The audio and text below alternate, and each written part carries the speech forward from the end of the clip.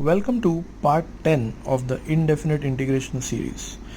Today we are going to learn a concept called integration by parts, or which is also referred to as the UV rule. Now let's see what the rule is. If you have integration of UV with respect to x, then that is solved as u into integration of v minus integration of the product of integration of v and the derivative of u. So you integrate v, you derivate u, you multiply the two answers and then you integrate it again. So let's see the proof for it. Let integration of v be, say, some variable w. Therefore you know that the derivative of w with respect to x will be v. This is a very simple basic definition of integration. So let us now derivate uw d by dx. Let's find d by dx of uw. So what is the derivative of uw? It is u into the derivative of w, so u into dw by dx plus w into du by dx. Again, by definition of integration, you can say that uw is equal to integration of this side. So the derivative goes on that side and becomes an integration. Next step, we just split up the integrations across this term and this term across this plus sign, and then we just substitute the value of w and dw by dx, whatever we had assumed at the beginning. So w will be replaced by integration of v and dw by dx will be replaced by v. So let's do that. So u into w will become integration of v, right, is equal to integration of u, and dw by dx will become v, so that's uv, plus integration of w will become integration of v and this du by dx as it is. And so we just need to now rearrange the terms. So uv, integration of uv will be kept on one side and you will transfer this entire thing on the other side. And so what do we get? You get integration of uv dx equal to u into integration of v dx.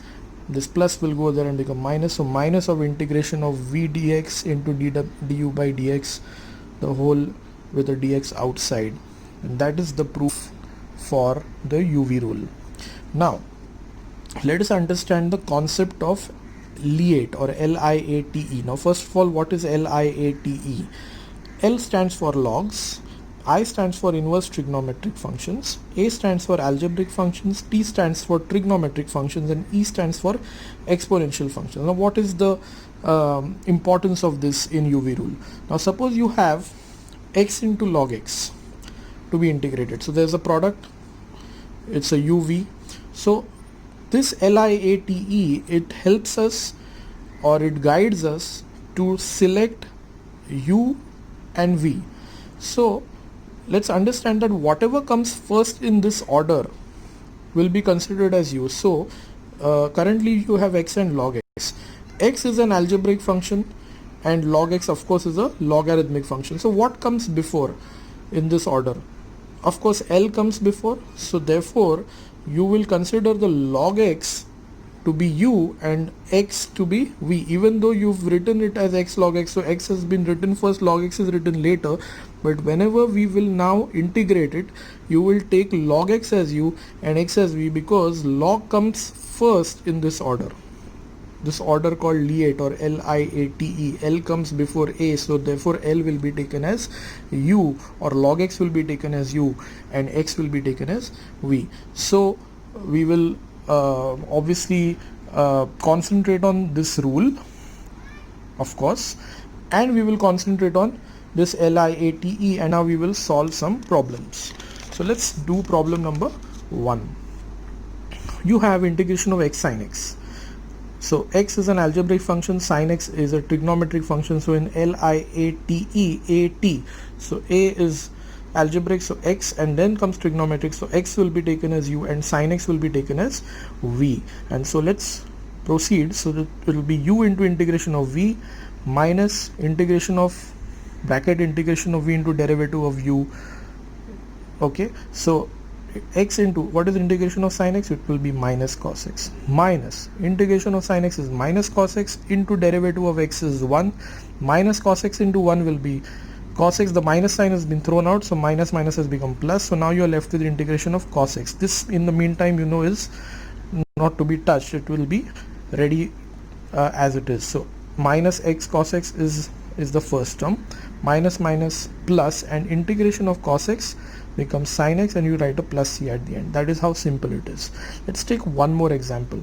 Now you have integration of x cube log x. So again, in this case, x cube is algebraic, log x is logarithmic. So log x is considered as u, x cube is considered as v. So log x into integration of v, which is x cube, minus integration of bracket integration of v, which is x cube, into derivative of u, which is log x, and the whole bracket outside there is a dx. So log x into integration of x cube is x raised to 4 by 4, minus this integration again is x raised to 4 by 4 into the derivative of log x is 1 by x. So now we will multiply this. So x raised to 4 and x, 1x cancels, you will get x cube. We will keep this 1 by 4 out. Again, integration of x cube will be x raised to 4 by 4. So this 4 and 4 will multiply, become 16. So you will get x raised to 4 by 4 log x minus x raised to 4 upon 16 plus c. Now let's involve some other functions. So question number 3, you have integration of cos inverse of x. So there is only cos inverse of x to be integrated. So you might wonder, how is this UV rule? But let us understand that there is no formula for integration of cos inverse of x. So you will have to write this as cos inverse of x into 1, and 1, remember, is an algebraic function, because 1 can be also expressed as x raised to 0.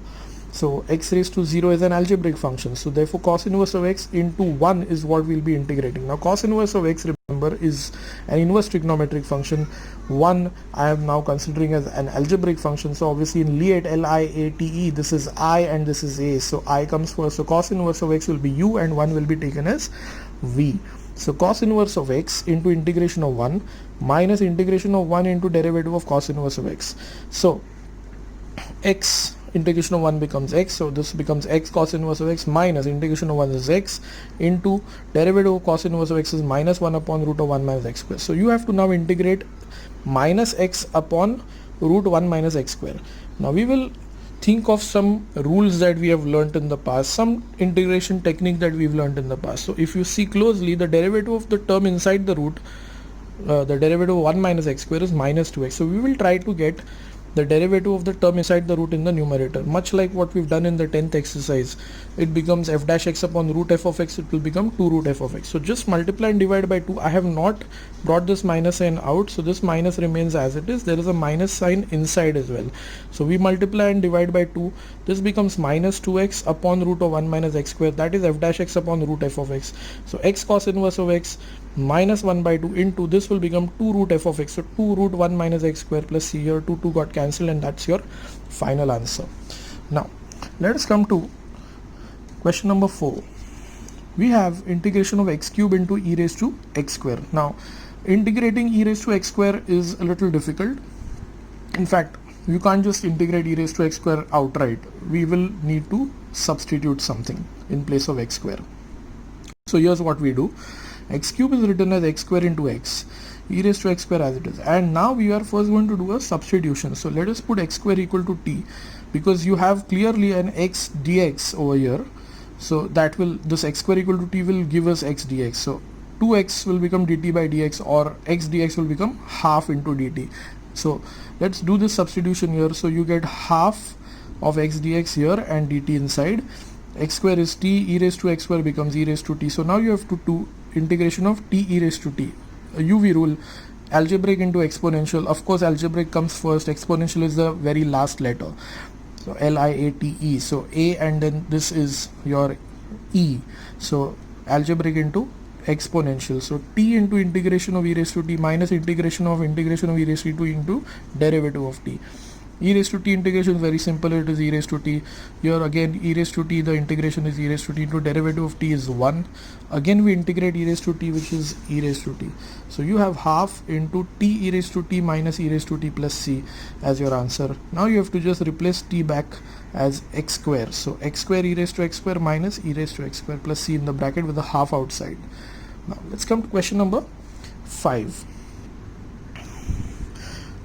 we have integration of tan inverse of root x. Now again, root x is something that we are not comfortable with always, so let us get rid of it. So root x I am putting as t, so that means x is equal to t square, so which means dx will be 2t dt, right? And so this will become tan inverse of t and dx will be 2t dt. So tan inverse being an inverse trigonometric function and 2t being an algebraic function, tan inverse of t will be taken as u, 2t will be taken as v. So tan inverse of t into integration of 2t minus integration of bracket integration of 2t into derivative of tan inverse of t. So tan inverse of t into integration of 2t will be 2 is kept aside, t integration is t square by 2, here 2 got cancelled, even here 2t the integration will be 2t square by 2 and tan inverse of t will be 1 upon 1 plus t square. So now you have this 2 getting cancelled, you're left with t square upon 1 plus t square to be integrated here. This is ready. So now how do we do this? Let's just add 1 and subtract 1. So basically try to get the denominator in the numerator. So you got 1 plus t square minus 1. You added 1 and subtracted 1 in the numerator. Now when we split this up, this side will become 1 minus this 1 upon 1 plus t square. So now this is as it is, t square tan inverse of t. Let's integrate this. So minus integration of 1 is t, minus minus plus integration of 1 upon 1 plus t square is tan inverse of t.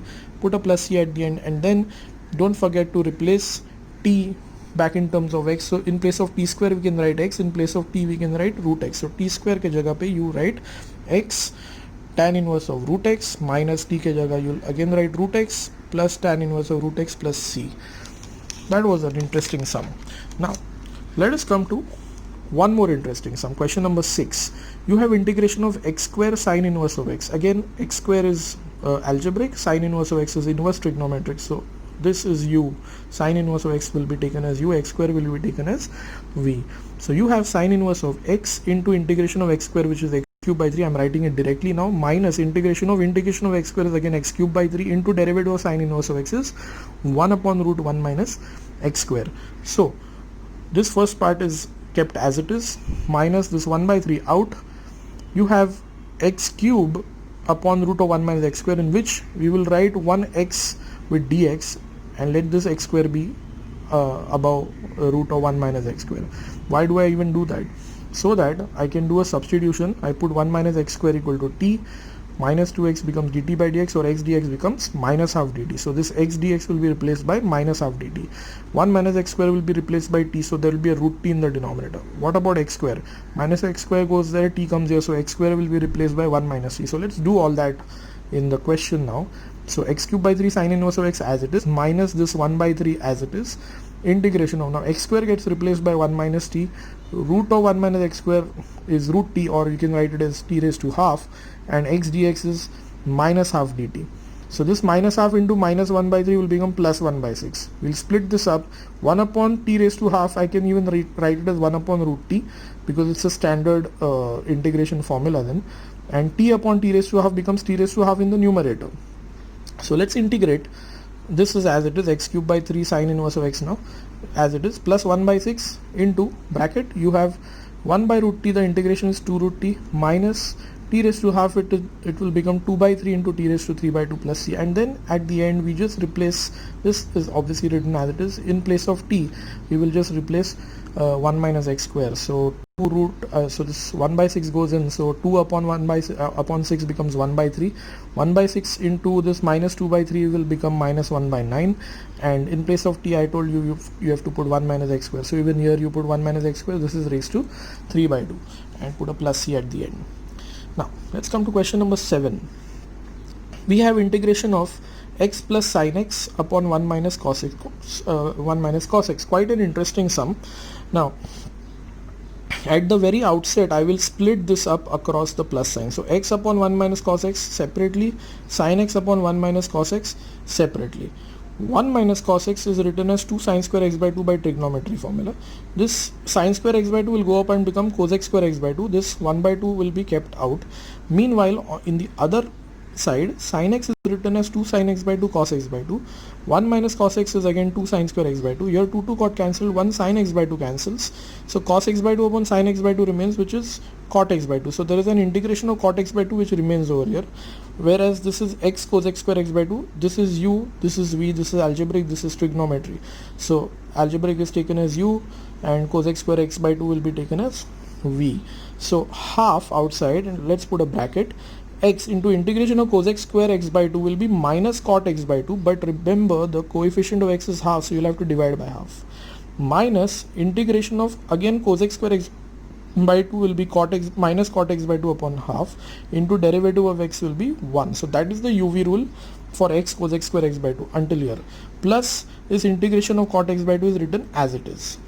Now remember this half and this half, if I take common, it gets cancelled with this half outside. So you're left with minus x cot x by 2 here, the first term, minus becomes plus integration of cot x by 2, plus there is again this integration of cot x by 2 which is at the end over here.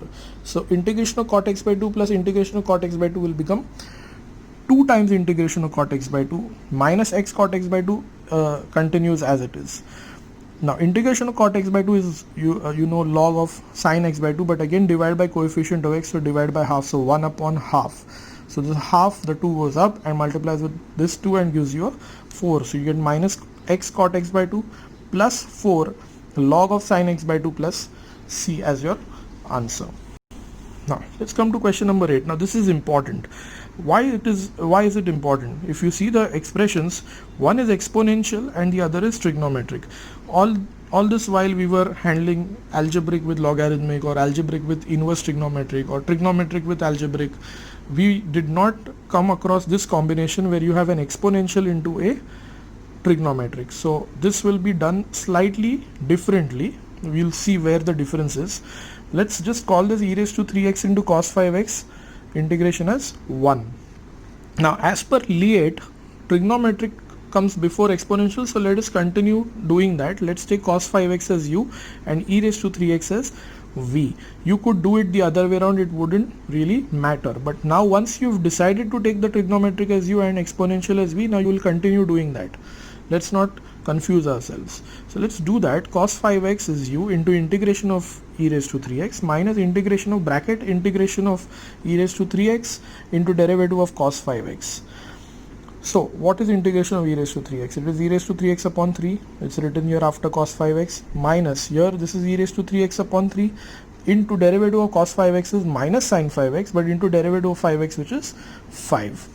So this minus and minus will become plus, so you'll get a plus 5 by 3 outside, and now you're left with an integration of e raised to 3x into sin 5x.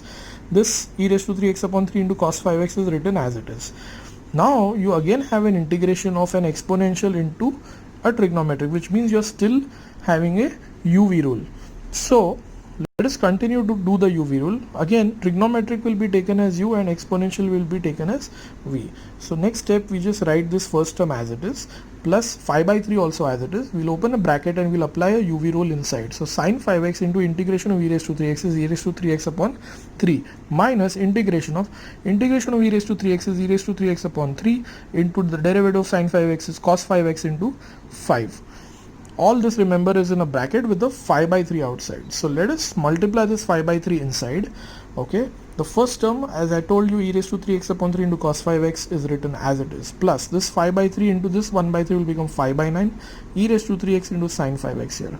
This 5 by 3 multiplies with this minus 5 by 3 gives you a minus 25 by 9, and you have integration of e raised to 3x into cos 5x. Now are you going to again do a UV rule, because there's still an exponential into a trigonometric expression here, which implies that you again have a UV rule.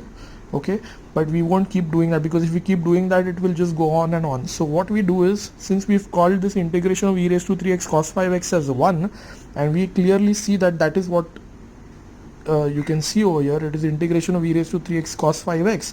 So that is 1, isn't it? That is your mentioned as 1. So what can we replace integration of e raised to 3x cos 5x dx by? We can replace it by I, and so we will replace this by I. So you'll have a minus 25 by 9 into I. Now what do we do with this? Minus 25 by 9i is transferred on the other side, where there already is an I, isn't it? So I is taken common, and so you'll get 1 plus 25 by 9 in the bracket. multiplied by I outside. Meanwhile, in this first and second expression, let us take e raised to 3x common. So what do we left with? Cos 5x upon 3, right? Plus 5 by 9 into sin 5x, or 5 sin 5x upon 9. So let's take the LCM here. So 3 and 9, the LCM is 9. So you'll have to multiply this by 3. So 3 cos 5x plus 5 sin 5x, the whole divided by 9 with the e raised to 3x outside. Meanwhile, 1 plus 25 by 9 has also become 34 by 9 after taking LCM. So 34 by 9 into I is equal to e raised to 3x by 9 into 3 cos 5x plus 5 sin 5x. That is as it is. This 9 over here and this 9 over here, they will cancel and we'll transfer this 34 down.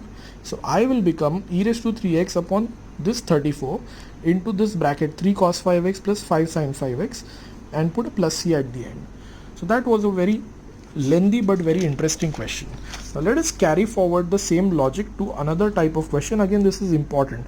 Now when we did powers of trigonometric functions, I had left the odd power of sec and cosec for later. Here we are in we have to integrate a sec cube 4x, which is an odd power of sec, right? So let us see how this is done and why we are doing it over here. Let's call this 1. Sec cube 4x is called as 1. We just split this up as sec 4x into sec square 4x. So we separate a sec square 4x. Now sec square 4x is easily integrable. Sec 4x is easily you can easily derivate sec 4x. So you will call this u and this as v. So sec 4x into integration of sec square 4x minus integration of bracket sec square 4x integration of sec square 4x into derivative of sec 4x. We are applying the uv rule. So what is integration of sec square 4x? It is tan 4x upon 4. Similarly, here you have tan 4x upon 4. Derivative of sec 4x is sec 4x into tan 4x into 4. So this 4 and this 4 got cancelled. So this sec 4x, tan 4x, the whole divided by 4 as it is. Minus, now this tan 4x into tan 4x has become tan square 4x into this sec 4x. This tan square 4x, I will apply the identity. So this will become sec square 4x minus 1. We'll multiply the sec 4x inside both the terms. So minus this will become sec cube 4x, minus minus plus this will become integration of sec 4x separately. So what is sec cube 4x integration? It is called 1 and that is I. So we will replace this by I. We'll transfer this minus I there. I and minus I goes there, becomes plus I. So this becomes 2i. Sec 4x tan 4x upon 4 as it is. Integration of sec 4x you know is log of sec 4x plus tan 4x, but coefficient of x being 4, you'll also have to divide by 4. So we have this 1 by 4 in both the cases. We'll transfer the 2 down. So this will become 1 by 8 into sec 4x tan 4x plus log of sec 4x plus tan 4x, bracket close, plus c at the end. I hope all these sums were crystal clear. Until next time, goodbye.